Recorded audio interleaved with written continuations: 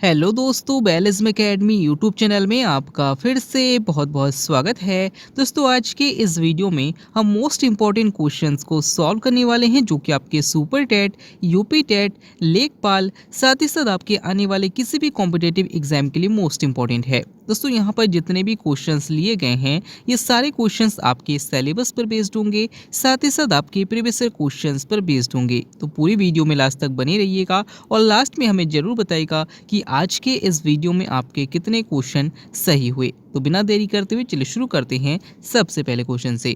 सबसे पहला क्वेश्चन है, महाप्रयाण किसकी समाधि स्थल है? ऑप्शन आपके सामने Mahatma Gandhi, option B doctor Bhimrao Ambedkar, option C doctor Rajendra Prasad या फिर ऑप्शन डी चौधरी चरण सिंह। इसका सही आंसर हो जाएगा ऑप्शन सी डॉक्टर राजेंद्र प्रसाद। दोस्तों, याद रखिएगा कि डॉक्टर राजेंद्र प्रसाद के समाधि स्थल को महाप्रयाण के नाम से जाना जाता है। इसी तरीके से महात्मा गांधी के समाधि स्थल को राजघाट कहा जाता है, डॉक्टर भीमराव अम्बेडकर के समाधि स्थल को चैत्य भूमि कहा जाता है और चौधरी चरण सिंह के समाधि स्थल को याद रखिएगा किसान घाट कहा जाता है। अगला क्वेश्चन, मीनाक्षी मंदिर कहाँ स्थित है? ऑप्शन आपके सामने Odisha, option B Madurai, option C Kerala या फिर ऑप्शन डी उत्तर प्रदेश। इसका सही आंसर हो जाएगा ऑप्शन बी मदुरई। दोस्तों, याद रखिएगा कि मीनाक्षी मंदिर जो स्थित है वो मदुरई में स्थित है। अगर आपसे पूछा जाता है कि कोणार्क का सूर्य मंदिर कहाँ स्थित है तो याद रखिएगा उड़ीसा में स्थित है। अगला क्वेश्चन, माल्थस के जनसंख्या वृद्धि के सिद्धांत के अनुसार जनसंख्या वृद्धि किस प्रकार होती है? ऑप्शन आपके सामने स्थिर वृद्धि, ऑप्शन बी अंक गणितीय रूप में, ऑप्शन सी गुणोत्तर रूप में या फिर ऑप्शन डी ऋणात्मक रूप में। इसका सही आंसर हो जाएगा ऑप्शन सी गुणोत्तर रूप में। दोस्तों, याद रखिएगा कि माल्थस के द्वारा जनसंख्या वृद्धि सिद्धांत दिया गया था और इनके द्वारा ये कहा गया था कि जो जनसंख्या में वृद्धि होती है वो गुणोत्तर रूप में होती है, यानी कि 1, 2, 4, 8, 16 इस प्रकार से दुगने रूप में होती है। अगला क्वेश्चन, इनमें से कौन सा कथन असुमिलित है? ऑप्शन आपके सामने Pongal Tamil Nadu, option B Bihu Bihar, option C Jagannath Yatra Odisha या फिर ऑप्शन डी थाईपुसम तमिलनाडु।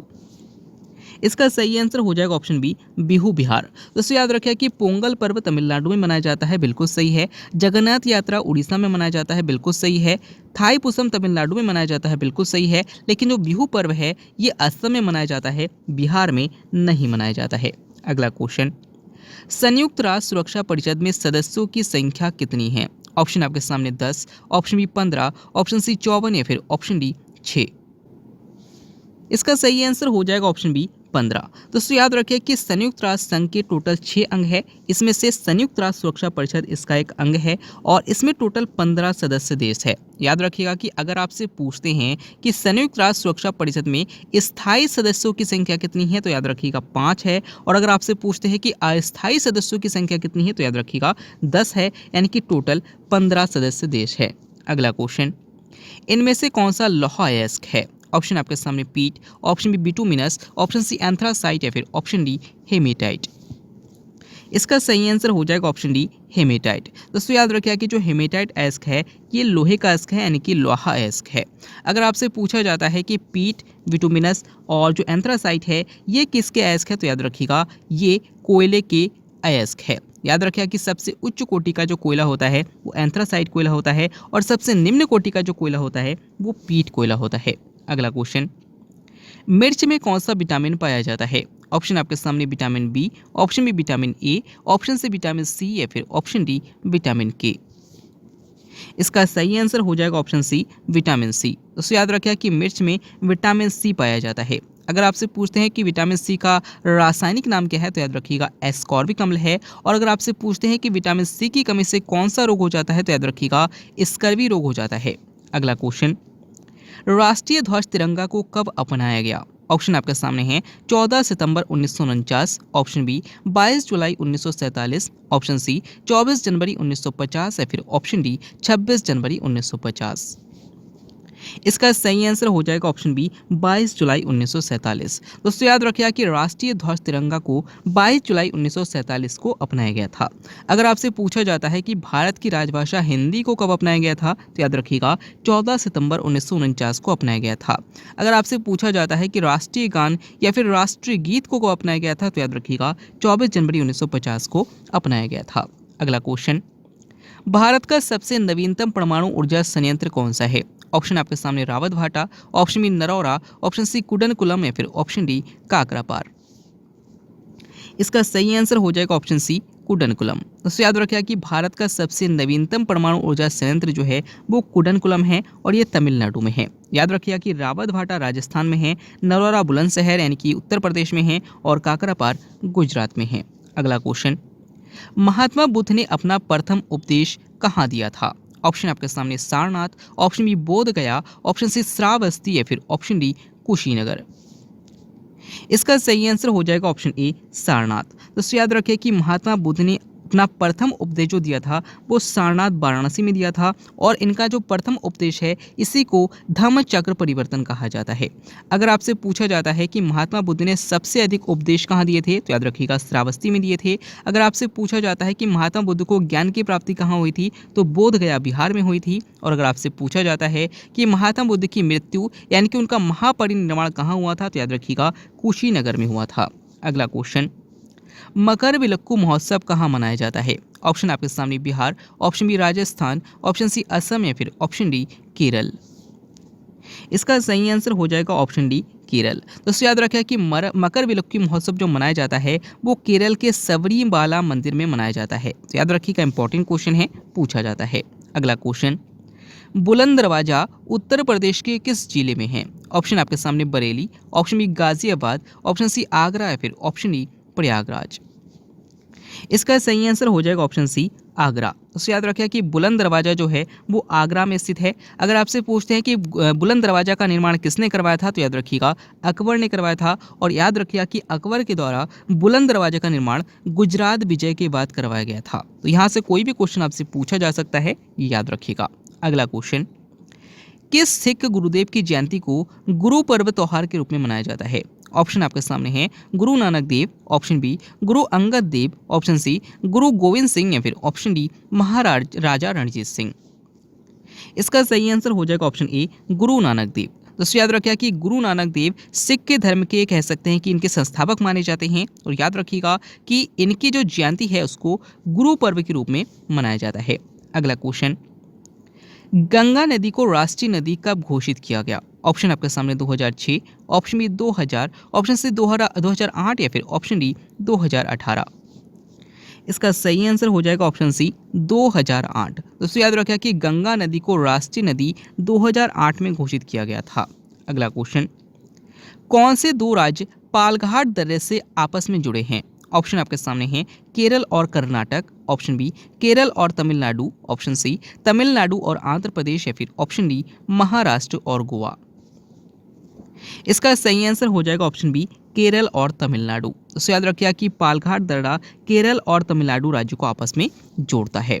अगला क्वेश्चन, किस वर्ष में संविधान का संशोधन सर्वप्रथम किया गया था? ऑप्शन आपके सामने 1951, ऑप्शन बी 1947, ऑप्शन सी 1955 या फिर ऑप्शन डी 1976। इसका सही आंसर हो जाएगा ऑप्शन ए 1951। तो याद रखिए कि भारतीय संविधान में सबसे पहला संशोधन जो हुआ था वो 1951 में हुआ था और इसके तहत भारतीय संविधान में 9वीं अनुसूची को जोड़ा गया था।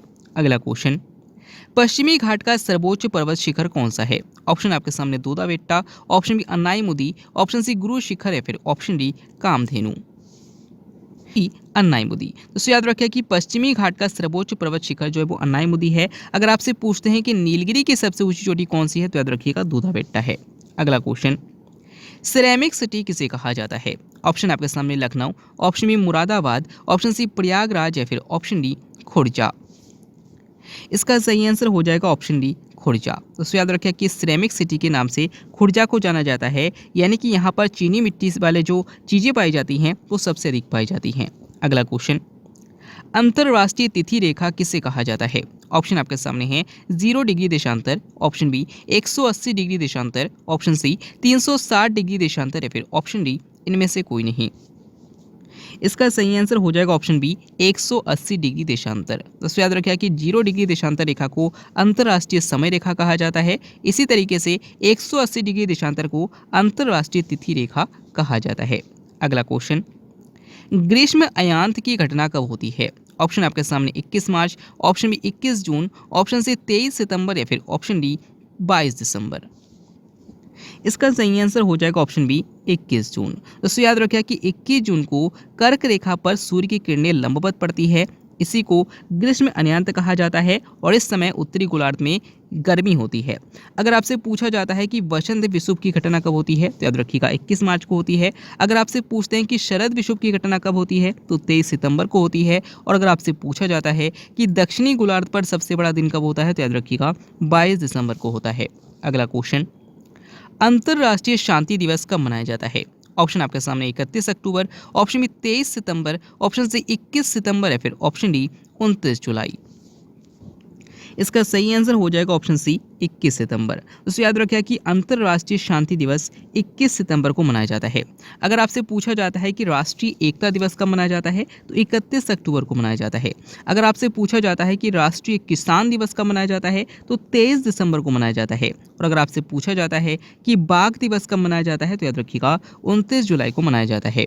अगला क्वेश्चन, अशोक के किस शिलालेख में कलिंग युद्ध का उल्लेख है? इसका सही आंसर हो जाएगा ऑप्शन सी 13वां शिलालेख। दोस्तों याद रखिए कि अशोक को शिलालेखों का जनक कहा जाता है और इनका जो 13वां शिलालेख है इसी में कलिंग युद्ध का उल्लेख है। अगला क्वेश्चन, किसी वेबसाइट का मुख्य पृष्ठ क्या कहलाता है? ऑप्शन आपके सामने web page, option B home page, option C soft page या फिर ऑप्शन डी मेन पेज। इसका सही आंसर हो जाएगा ऑप्शन बी होम पेज। दोस्तों जब भी आप कोई वेबसाइट का एड्रेस डालते हैं तो सबसे पहला पेज जो खुलकर आता है उसी को होम पेज कहा जाता है। अगला क्वेश्चन, नेक्स्ट क्वेश्चन है, हीमोग्लोबिन में कौन सा धातु तत्व उपस्थित होता है? ऑप्शन आपके सामने लोहा, option B calcium, option C magnesium या फिर ऑप्शन डी सल्फर। इसका सही आंसर हो जाएगा ऑप्शन ए लोहा। तो याद रखिएगा कि हीमोग्लोबिन में लोहा यानी कि Fe मौजूद होता है। अगर आपसे पूछा जाता है कि पर्णहरिम में कौन सा तत्व उपस्थित होता है तो याद रखिएगा मैग्नीशियम उपस्थित होता है। निम्नलिखित में से कौन सा कपड़ा आसानी से आग पकड़ लेता है? ऑप्शन आपके सामने है शुद्ध रेशमी कपड़ा, ऑप्शन बी पॉलिस्टर कपड़ा, ऑप्शन सी एक्रिलिक का कपड़ा या फिर ऑप्शन डी नॉयलॉन का कपड़ा। इसका सही आंसर हो जाएगा ऑप्शन बी पॉलिस्टर कपड़ा। तो याद रखिएगा कि जो पॉलिस्टर कपड़ा है ये बहुत जल्दी आग पकड़ लेता है और आग पकड़ने के बाद ये हमारी बॉडी में बहुत आसानी से चिपक जाता है, जिस कारण से बहुत ज़्यादा जलन होती है, बहुत ज़्यादा दर्द होता है। याद रखिएगा कि जो कपास का कपड़ा होता है वो सबसे अच्छा कपड़ा माना जाता है। अगला क्वेश्चन, सर्वप्रथम मतदाता दिवस कब मनाया गया? ऑप्शन आपके सामने 1950, ऑप्शन बी 2000, ऑप्शन सी 2011 या फिर ऑप्शन डी 2018। इसका सही आंसर हो जाएगा ऑप्शन सी 2011। दोस्तों सबसे पहले तो आपसे ये पूछा जा सकता है कि मतदाता दिवस कब मनाया जाता है, तो याद रखिएगा कि 25 जनवरी को मतदाता दिवस के रूप में मनाया जाता है और सबसे पहली बार 2011 में प्रथम मतदाता दिवस मनाया गया था। अगला क्वेश्चन, प्रस्तावना को संविधान का अंग कब से माना जाने लगा? ऑप्शन आपके सामने हैं बेड़ूबाड़ीवाद से, ऑप्शन बी गोलकनाथवाद से, ऑप्शन सी केशवानंद भारतीवाद से या फिर ऑप्शन डी इनमें से कोई नहीं। इसका सही आंसर हो जाएगा ऑप्शन सी केशवानंद भारतीवाद से। दोस्तों याद रखिएगा कि 1960 में बेड़ूबाड़ीवाद आया था और इसके तहत सुप्रीम कोर्ट ने ये स्टेटमेंट दिया था कि संविधान का जो प्रस्तावना है वो संविधान का अंग नहीं है।